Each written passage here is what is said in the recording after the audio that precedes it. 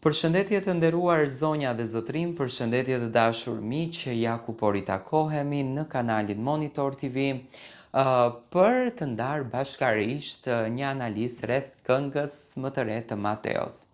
Ju e dini shumë bukur që Mateo Bori sonte sjell këngën e tij të parë. Në fakt është hera e parë për Mateon si këngëtar. Është një talent që Mateo e ka shprehur që në shtëpinë e Big Brotherit, një dëshirë shumë e madhe që kur ka qenë ai i vogël që t'i ngjitej rrugës të muzikës, por çuditërisht, domethënë për ironi të fatit, Mateo u bë pjesë e estradave, u bë pjesë e personazheve, por jo të artistëve. Kjo gjëja me patjetër që ngriti pikpyetje, ngriti atë kureshtjen te publiku, ore, po ky Mateo, pse nuk këndon kur di të këndon kaq bukur?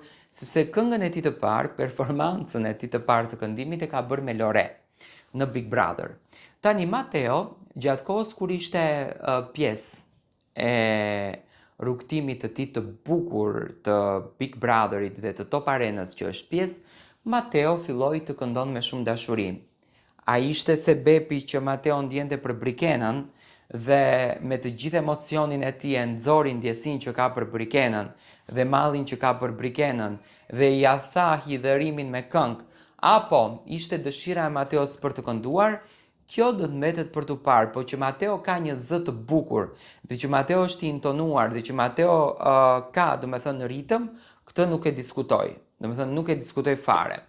Mateo sonte sjellën projektin e tij të parë, një projekt që është punuar me shumë dashuri me Kellin e Big Brotherit, me artistin e madh.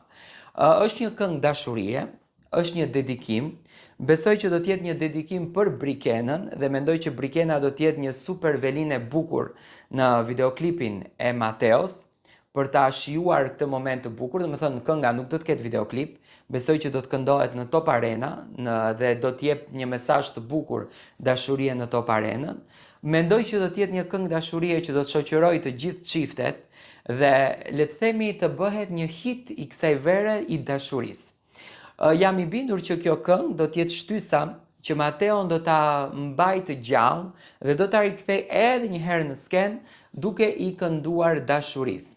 Mateo është tepër i emocionuar, e shoh që e pret me shumë emocion këtë këngën, e ka publikuar edhe ditën e dieshme gjatë kohës kur ishte në studio të Kellit kur bënte regjistrimin e vokalit, por gjithsesi domethënë është një projekt që do të jetë një projekt fantastik, që do të jetë një projekt që do të jepet me shumë energji të mirë dhe do të merr atë më të bukurën që Mateo Bori do ditë ta sjell. Si e prisni ju këngën e Mateo sonte?